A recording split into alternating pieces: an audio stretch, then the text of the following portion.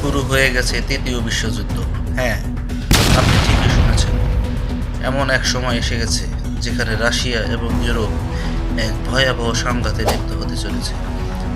আমরা এমন এক দুনিয়ায় বাস করছি যেখানে প্রতিদিন নতুন নতুন অনিশ্চয়তা তৈরি হচ্ছে। বর্তমান পরিস্থিতি দেখে মনে হচ্ছে তৃতীয় বিশ্বযুদ্ধ ইতিমধ্যেই শুরু হয়ে গেছে। রাশিয়া তার সামরিক শক্তি এবং পারমাণবিক অস্ত্র ব্যবহার করার জন্য সম্পূর্ণ প্রস্তুত। এদিকে ইউরোপও নিজেদের প্রতিরক্ষা ব্যবস্থা শক্তিশালী করে তুলছে। এই বৈশ্বিক উত্তেজনা কেবল আঞ্চলিক সংঘাতের মধ্যেই সীমাবদ্ধ নয়, এটি সারা পৃথিবীর জন্য এক ভয়াবহ হুমকি। রাশিয়া তার পারমাণবিক নীতিতে পরিবর্তন এনেছে, যা নির্দেশ করে তারা তাৎক্ষণিক আক্রমণ করতে পারে। প্রেসিডেন্ট পুতিন সরাসরি জানিয়েছেন যে রাশিয়ার সার্বভৌমত্ব হুমকির মুখে পড়লে তারা এমন পদক্ষেপ নেবেন যা আগে কখনো দেখা যায়নি। এটি কেবল ইউক্রেন বা ইউরোপ নয়, এটা পুরো বিশ্বকে ধ্বংসের মুখে ঠেলে দেবে। এদিকে বাইডেন প্রশাসন একটি ভয়াবহ পরিকল্পনা নিয়ে সামনে আগাচ্ছে। সে চাচ্ছে পুরো বিশ্বের মাঝে একটি যুদ্ধের পরিস্থিতি তৈরি করতে, যাতে তার ক্ষমতা হস্তান্তরে আরও 2-1 বছর দেরি হয়। ওদিকে ইউরোপের দেশগুলোও বসে নেই।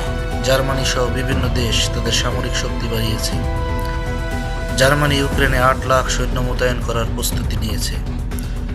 জার্মানির নাগরিকদেরকেও খাদ্য ও অন্যান্য প্রয়োজনীয় সামগ্রী মজুত করতে এবং যে কোনো সাইবার হামলা মোকাবেলার জন্য প্রস্তুত থাকতে বলেছে। এর পাশাপাশি রাশিয়া উত্তর কোরিয়ার কাছ থেকে 1,10,000 সৈন্য সহায়তা চেয়ে পাঠিয়েছে। মার্কিন যুক্তরাষ্ট্রের নবনির্বাচিত প্রেসিডেন্ট ডোনাল্ড ট্রাম্প বলেছেন, এই সংঘাত যদি দীর্ঘায়িত হয় তবে এটি মানব ইতিহাসের সবচেয়ে ধ্বংসাত্মক যুদ্ধ হিসেবে লেখা থাকবে। রাশিয়া, চীন, উত্তর কোরিয়া এবং ইরানের মিত্রতা পশ্চিমাদের জন্য চূড়ান্ত সর্বনাশ ডেকে আনবে।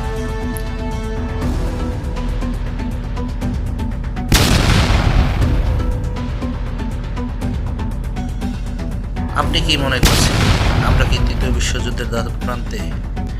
এটি এমন একটি প্রশ্ন যা আজ প্রতিটি দেশের নেতা এবং নাগরিকদের মনে যাচ্ছে। সময় বলে দেবে আমরা এই বিপর্যয় থেকে মুক্তি পেতে পারবো কি না।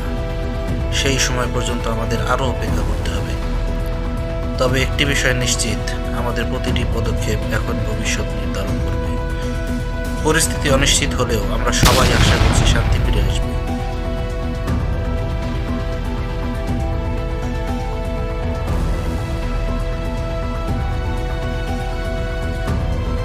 সবশেষে আপনাদের জন্য একটি প্রশ্ন, আমরা কি এখনো এই ধ্বংসযজ্ঞ থেকে মুক্তি পেতে পারবো? আপনার মতামত জানাতে ভুলবেন না। ধন্যবাদ।